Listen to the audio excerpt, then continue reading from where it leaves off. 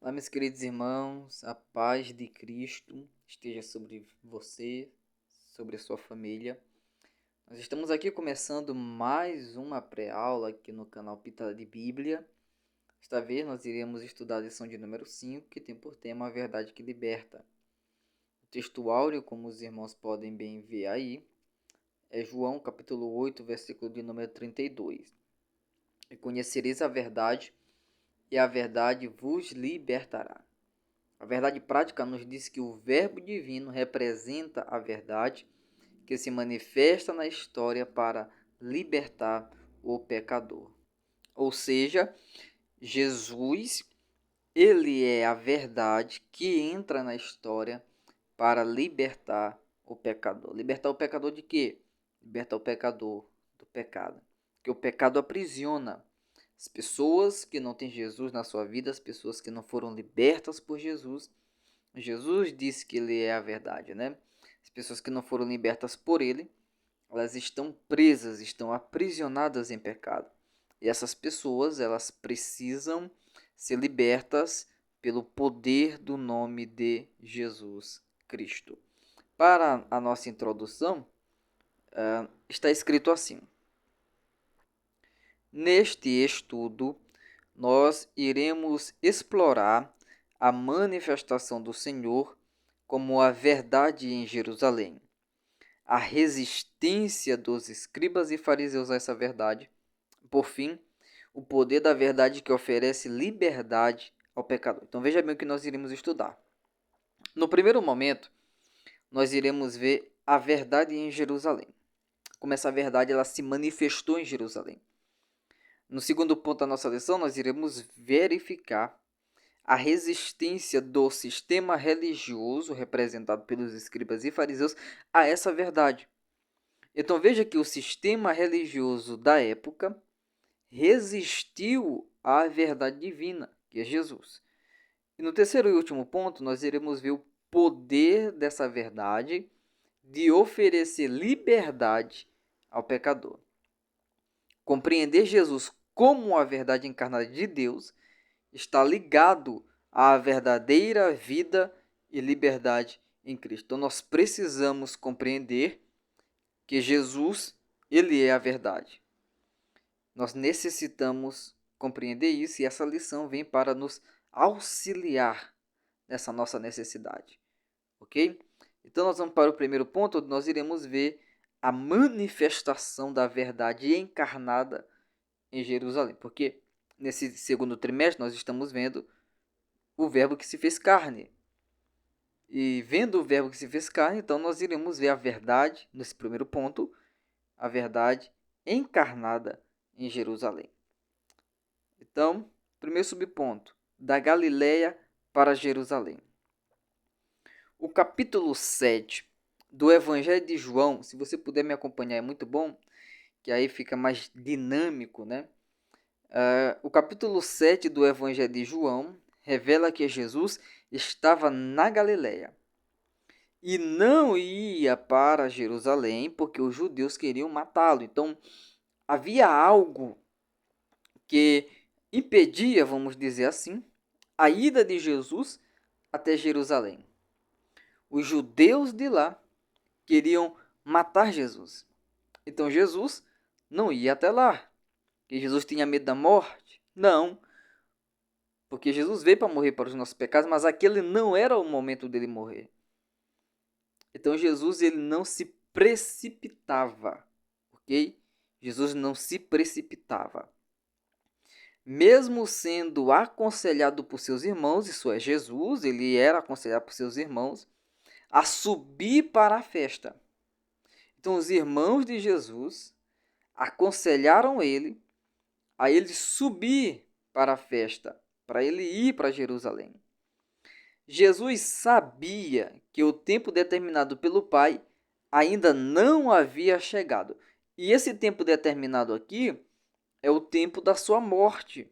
É o tempo em que ele iria oferecer a sua vida em sacrifício pelo pecado das pessoas. Então esse tempo ainda não havia chegado. E como esse tempo não havia chegado ainda e as pessoas em Jerusalém queriam matá-lo, Jesus, ele foi prudente. Jesus não iria se precipitar.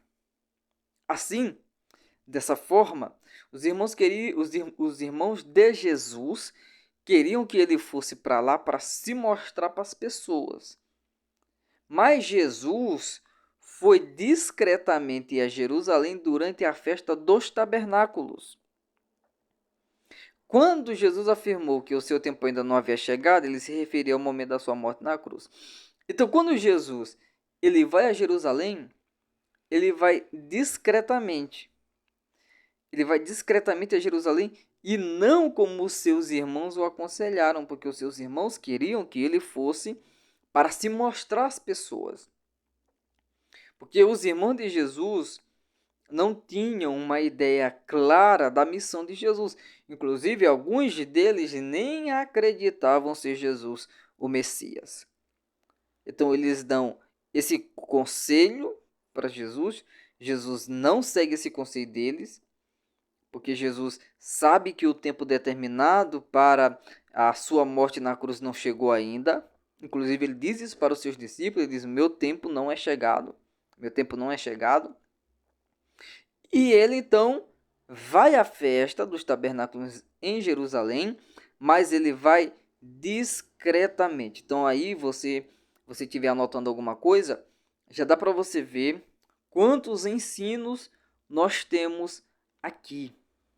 Desses muitos ensinos que nós temos aqui, deixa eu destacar dois ensinos aqui que inclusive nem está aqui no plano de aula, mas não posso perder a oportunidade. Primeira lição que eu quero destacar aqui nesse texto. Não siga o conselho de todas as pessoas, tá? Não siga o conselho de todas as pessoas que elas te dão. Esteja sempre alinhado com a vontade de Deus. Busque sempre saber qual é a vontade de Deus para você. Busque sempre saber qual é a vontade de Deus para uma situação específica, para aquela questão específica. Não é porque o conselho parece aparentemente bom, e esse conselho aparentemente parecia bom, que era o conselho correto. Ok? Não era o momento certo, não era o tempo disso acontecer. Então Jesus, ele não segue o conselho dos seus irmãos como eles queriam que ele seguisse. Segundo, não se precipite. Não seja uma pessoa precipitada. Seja uma pessoa que saiba esperar em Deus. Seja uma pessoa que saiba esperar o tempo de Deus. Porque o tempo de Deus ele é perfeito. Então não se precipite. Jesus aqui está nos ensinando, entre muitas coisas que nós poderíamos ficar aqui detidos e conversarmos sobre isso. Mas Jesus aqui dá duas lições importantes. Primeiro, que relembrando, né, que eu já destaquei aqui. Primeiro, não siga o conselho de todo mundo. Tenha sempre uma direção de Deus sobre a sua vida. Tenha sempre uma direção de Deus sobre a sua vida. Segundo conselho, que nós destacamos aqui também, não seja uma pessoa precipitada. Saiba esperar o tempo de Deus para a sua vida. Saiba esperar o tempo de Deus para a sua vida. Porque o tempo de Deus, ele é perfeito. Tá bom? Então, se você quiser anotar aí, duas lições importantes e várias outras que tem aqui. Passando aqui para o nosso segundo ponto, porque aqui é um resumo, é uma pré-aula, né? E nós queremos ser assim muito objetivos. Segundo subponto, a verdade na festa dos tabernáculos. Durante a festa dos tabernáculos, Jesus começou a ensinar no templo. Porque uma das missões, uma das coisas que Jesus veio fazer, Jesus veio ensinar os homens o caminho da salvação. Jesus veio ensinar as pessoas o reino de Deus. E nesse ensino de Jesus, havia muita divisão entre o povo sobre quem realmente era Jesus. Só que Jesus, ele deixa claro o seguinte, ele diz assim, capítulo 7, versículo 16, a minha doutrina não é minha, mas daquele que me enviou. Então veja bem, o que Jesus está dizendo para eles é, isso que eu estou ensinando vocês, isso que eu estou falando a vocês, é uma doutrina divina, é um ensinamento divino, é algo de Deus. Eu estou ensinando para vocês a verdadeira palavra de Deus. Eu estou mostrando para vocês qual é realmente a vontade de Deus para vocês. Então é isso que eu estou ensinando. Alguns viam Jesus apenas como um profeta. Mas ali, diante dos olhos dessas pessoas, no templo, na festa dos tabernáculos, estava o próprio Verbo encarnado. Jesus não era apenas um bom mestre. Ele era e é eternamente o próprio Filho de Deus. Por isso, Jesus poderia afirmar algo que nenhum outro homem poderia afirmar, dizendo: eu sou a verdade. Eu sou a... Não existe nenhuma outra pessoa na história humana, nenhum outro homem que poderia afirmar isso, dizendo: eu sou a verdade. Não. Inclusive, muitos homens do nosso tempo dizem que a verdade é relativa, que a verdade depende do ponto de vista, que a verdade depende da observação, que a verdade não é algo concreto, algo firme. A verdade é relativa. Eu tenho minha verdade, você tem a sua verdade, enfim. Mas Jesus poderia e pode afirmar que ele é a verdade, porque ele é o próprio Verbo encarnado. Ele é o próprio Deus. Então, como Deus, ele é a verdade. Então, quando se perguntar, a verdade ela é relativa? Não, a verdade é absoluta. E a verdade é uma pessoa. E essa pessoa é Jesus. Porque Jesus afirmou que ele é a verdade. Se Jesus afirmou que ele é a verdade, então ele é a verdade. Nos versículos 16 a 19, Jesus ensina que a sua doutrina provém do Pai. Ou seja, que a doutrina, que o ensino, porque doutrina é ensino, o ensino que Jesus estava passando àquelas pessoas era um ensino divino. Era a palavra de Deus. Para cumprir a vontade de Deus, agora para nós, tá? Para nós. Para cumprir a vontade de Deus, é necessário conhecer e viver essa verdade revelada em Cristo Jesus. Você quer fazer a vontade de Deus? Você quer andar de acordo com a vontade de Deus? Então, viva essa verdade revelada por Jesus. Porque nós ficamos, às vezes, muito teorizando a verdade e nós não colocamos essa verdade para o campo da prática. O que eu quero dizer com isso é que a gente fica muito preso à questão teórica e não vamos para a prática.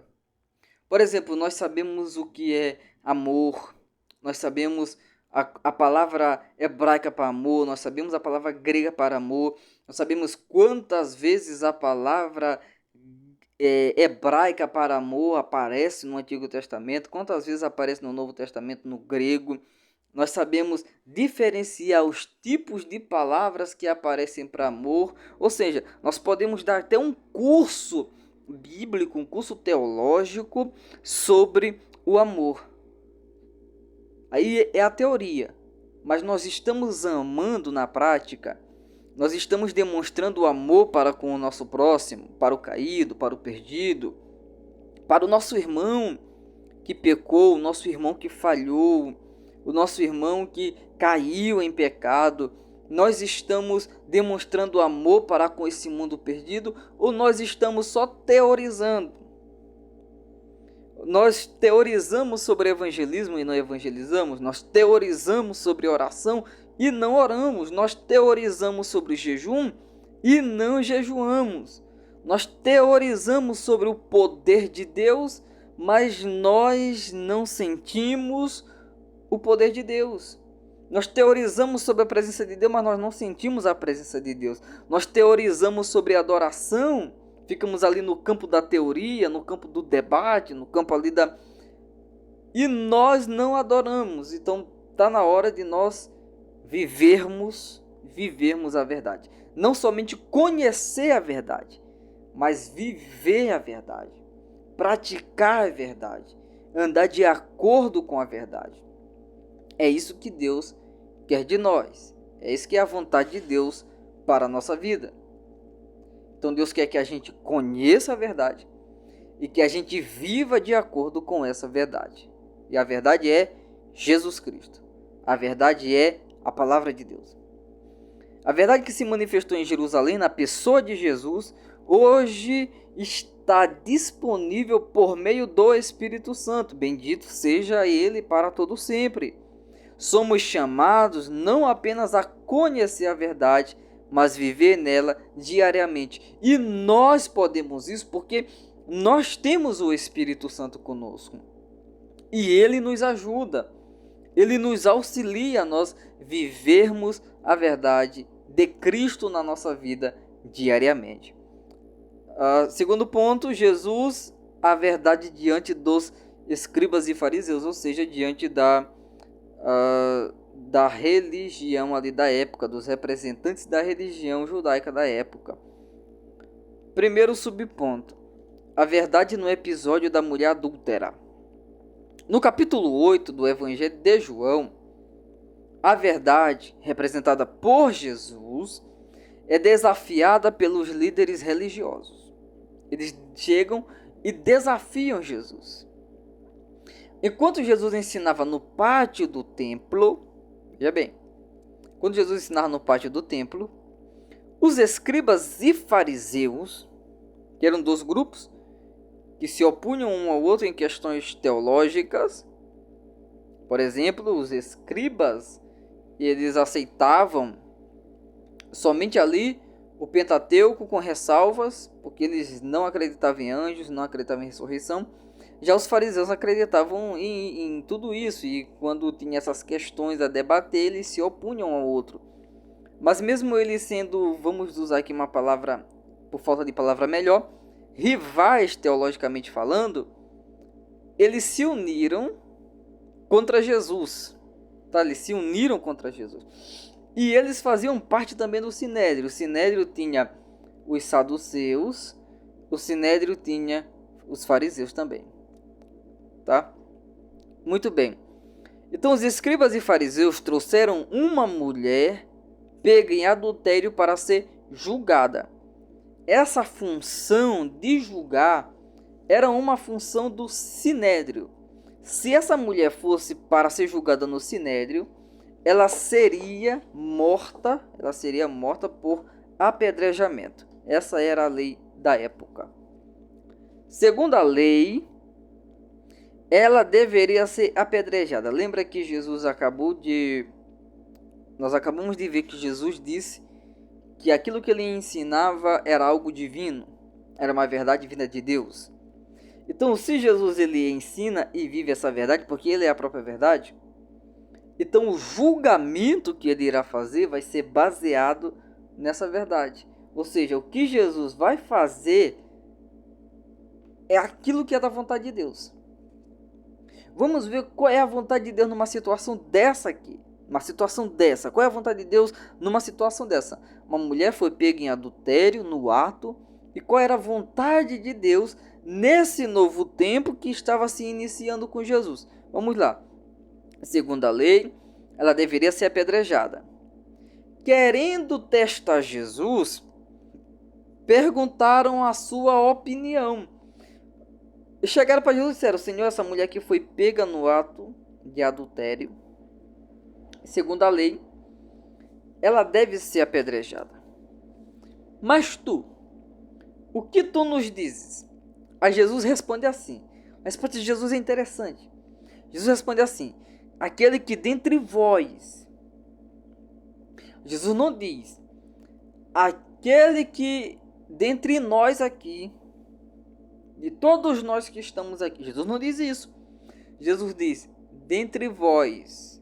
Ou seja, entre vocês aí, estão julgando ela, estão querendo apedrejar ela, dentre vocês aí.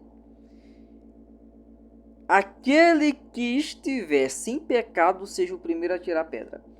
Por que que eles não atiraram? Essa mulher, ela comete um pecado que é visto por outras pessoas. Ela foi pega no ato de adultério. Então é um pecado que pode ser comprovado, né, que foi consumado ali. Porém, esses homens, eles também eram pecadores. Romanos capítulo 3, versículo de número 23. Todos pecaram e destituídos estão da glória de Deus, sendo justificados gratuitamente em Jesus Cristo e tudo mais, né? Então, ó, eles também eram pecadores, esses homens. Talvez que o pecado deles não se manifestasse através de obras, mas no coração havia. Tanto é que eles queriam matar Jesus. Eles queriam matar o Senhor. Isso é pecado. Eles planejavam matar Jesus. Isso é pecado. Jesus chamou ele de sepulcro caiado, ou seja, por fora, aparentemente, bonito, belo, mas dentro tem morte. Dentro tem destruição. Está morto por dentro. Então Jesus diz, aquele que dentre vós estiver sem pecado, seja o primeiro a tirar a pedra. Só que eles não estavam dessa forma. Eles estavam com pecado. Constrangidos, todos se retiraram. Então essa é a verdade de Jesus. A verdade de Cristo, ela confronta a nossa consciência e revela nossas faltas. E Jesus disse para aquela mulher, vai e não peques mais. Vai e não peques mais. Quando nós somos tocados pela verdade de Jesus, nós encontramos libertação. Por quê? Porque essa verdade nos confronta. Essa verdade mostra que nós estamos errados. Jesus não está justificando aquela mulher. Jesus não está dizendo para aquela mulher assim, olha, ela é inocente, ela fez isso, mas ela não é culpada disso. Não, Jesus não está dizendo isso. O que Jesus está colocando aqui é, vocês estão na mesma condição dela. Todos vocês estão na mesma condição dessa mulher. Todos vocês estão em pecado. Todos vocês estão em pecado. Então Jesus aqui não está, numa linguagem de hoje, passando pano para o pecado dessa mulher. Não. Jesus confirma que essa mulher ela pecou por ser pega no ato de adultério, por estar adulterando. Que com essa fala que eu disse, a pessoa poderia dizer, então se eu não for pego, não estou... Não, ela estava adulterando, adultério é pecado. Mas os outros também eram pecadores. Então um pecador vai matar outro pecador por ter cometido pecado? Entende a lógica? Então um pecador matou outro pecador porque ele cometeu pecado. A verdade, ela liberta porque ela nos confronta. Ela revela nossas falhas. E ao revelar as nossas falhas, essa verdade ela busca que nós cheguemos à conclusão de que nós precisamos fazer algo, que nós precisamos mudar, que nós precisamos de ajuda, que nós precisamos de socorro. Aí o que acontece? Nós corremos para os braços do Pai. Nós corremos para os braços do Senhor Jesus Cristo. Isso é a verdade. Então que nós venhamos viver e pregar essa verdade, a verdade do Evangelho. Jesus, a verdade revelada. A recusa dos líderes judeus em aceitar Jesus mostra a dureza do coração humano diante da verdade. É mais agradável viver pela mentira do que viver pela verdade. Tá? Porque eu costumo dizer para os irmãos aqui na congregação aonde eu estou me congregando agora, eu digo para os irmãos o seguinte, irmãos, a verdade, ela é só um tamanho. Mas a mentira, a pessoa faz ela do tamanho que a pessoa quiser. A pessoa faz ela pequena, a pessoa faz ela grande. A mentira, a pessoa faz ela do tamanho da pessoa quiser. Mas a verdade não. Porque se nós alterarmos a verdade, aquilo ali já não é uma verdade completa, é uma verdade alterada, beira ali a mentira, beira ali a hipocrisia. Então é mais fácil viver de acordo com a mentira, viver uma mentira, do que viver pela verdade. E quando os líderes recusam Jesus, recusam aceitar Jesus, eles estão revelando essa aversão à verdade que está no coração humano. Agora é interessante nós continuarmos aqui, porque diz assim: porém, nenhuma resistência pode impedir a revelação da verdade de Cristo. Mesmo a nossa natureza desejando mais a mentira, a nossa natureza pecaminosa, desejando mais a mentira do que a verdade, isso não impede a revelação da verdade de Cristo. Isso não impede a verdade de se revelar. Mesmo que eu não goste, mesmo que eu fique chateado, mesmo que eu fique bravo, a verdade vai se revelar, e não apenas se revelar, a verdade vai prevalecer. Ele mesmo declarou: eu sou. Jesus disse: eu sou o caminho, a verdade e a vida. Ninguém vem ao Pai senão por mim. Essa verdade não é abstrata, nem filosófica, mas encarnada. Não é apenas um caminho entre tantos outros. Não é relativo. Eu tenho a minha verdade, você tem a sua verdade, e assim vamos seguir. Não. Não é apenas mais um caminho entre todos os outros. Não. É o único caminho até Deus. O único. Jesus não é uma verdade. Jesus é a verdade absoluta de que o ser humano necessita. O ser humano necessita de uma verdade absoluta. E essa verdade absoluta é Jesus. Essa verdade absoluta é Cristo. A verdade que o mundo precisa conhecer. Muitos buscam a verdade na filosofia. A filosofia é importante, mas tem coisas mais importantes do que a filosofia. Ou na ciência, que também procura a verdade. A filosofia procura a verdade e a ciência procura a verdade. Práticas místicas procuram a verdade, mas a Bíblia revela a verdade. Soou até filosófico, né? Porém, o mundo carece da verdade que é viva, divina e pessoal, que é Jesus Cristo.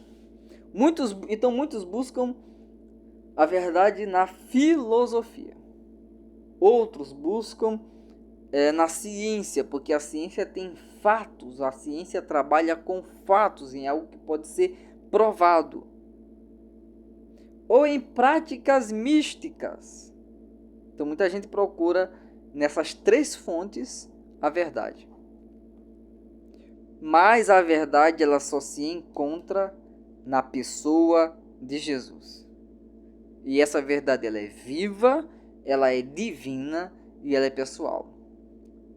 Então, se por um lado nós temos três caminhos, as pessoas percorrem três caminhos para chegar à verdade, por outro lado, a Bíblia vai nos mostrar três características da verdade. A verdade é viva, bendito seja Deus por isso. A verdade é divina e a verdade é pessoal. E essa pessoa é Jesus Cristo. Ele é a expressão máxima da revelação de Deus ao homem. Só através de uma conexão real com Jesus é possível conhecer a verdade que transforma e liberta. Por isso, nós somos chamados a anunciar essa verdade com coragem e fé. Então, Deus nos chama para nós anunciarmos a verdade. Com coragem, nós precisamos ter coragem para anunciar a verdade, porque, como eu já falei, o mundo ama a mentira. O mundo ama a mentira. Então, em um mundo que ama a mentira, nós precisamos ter coragem para anunciar a verdade. E fé, porque a verdade sempre prevalece. A verdade prevalecerá. Terceiro e último ponto, Jesus é a verdade que liberta o pecador. A passagem de João, capítulo 8, versículo 31 a 38, está conectada com o episódio da mulher adúltera. Jesus afirma que se alguém permanecer em sua palavra, ou seja, em seu ensino, isso quer dizer que se alguém pratica aquilo que Jesus ensinou, aquilo que Jesus disse, o que acontece? Essa pessoa será verdadeiramente o seu discípulo. E então essa pessoa conhecerá a verdade e a verdade libertará essa pessoa. A verdade que é Cristo rompe as cadeias do pecado e proporciona libertação ao pecador arrependido. O Senhor Jesus é o único que pode garantir a liberdade verdadeira, porque Ele é a verdade. Então, Ele sendo a verdade, Ele pode garantir a liberdade verdadeira, porque essa liberdade verdadeira, ela vem pela verdade. Conhecereis a verdade, e a verdade vos libertará. E quem é a verdade? A verdade é Jesus. Então, Jesus é a verdade que liberta. Então, nós precisamos nos manter no ensino de Jesus. Nós precisamos obedecer aos ensinos de Jesus. E assim nós seremos discípulos de Jesus e conheceremos a verdade, e a verdade nos libertará para a glória do Senhor Deus. O que é a verdade? A verdade mencionada no Evangelho de João não é uma ideia filosófica, mas é uma realidade espiritual revelada e encontrada em Jesus Cristo. Essa verdade liberta da escravidão do pecado. Olha o que essa verdade faz. Ela liberta da escravidão do pecado, essa verdade. Olha o que essa verdade faz. Ela restaura o ser humano. Olha o que essa verdade faz. Essa verdade, ela oferece uma nova vida em Cristo Jesus. Em Jesus, temos liberdade plena e acesso à verdadeira comunhão com Deus, graças à verdade. Então veja quantos benefícios temos por estar nessa verdade. Essa verdade nos liberta da escravidão do pecado. Essa verdade, ela nos restaura. Essa verdade nos dá uma nova vida. Essa verdade nos dá liberdade plena e acesso à verdadeira comunhão com Deus. Porque Deus é verdade e o maligno é o pai da mentira. O maligno é o pai da mentira. Terceiro e último subponto, verdadeiramente livres. A Bíblia mostra que o pecado entrou no mundo por meio de um homem e afetou toda a humanidade. Todos os seres humanos são pecadores. E por serem todos os seres humanos pecadores, todos estão sujeitos à morte espiritual. Todos estão espiritualmente mortos.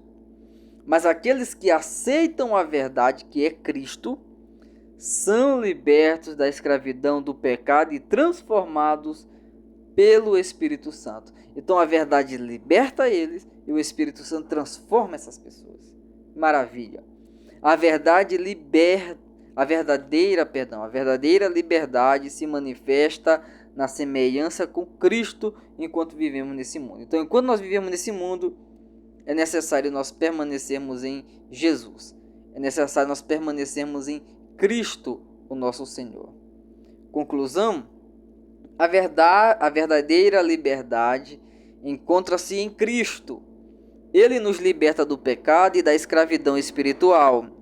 Por meio dele devemos esforçar-nos para viver em obediência à sua palavra, refletindo a verdade de Cristo nas nossas ações e proclamando essa libertação a outros.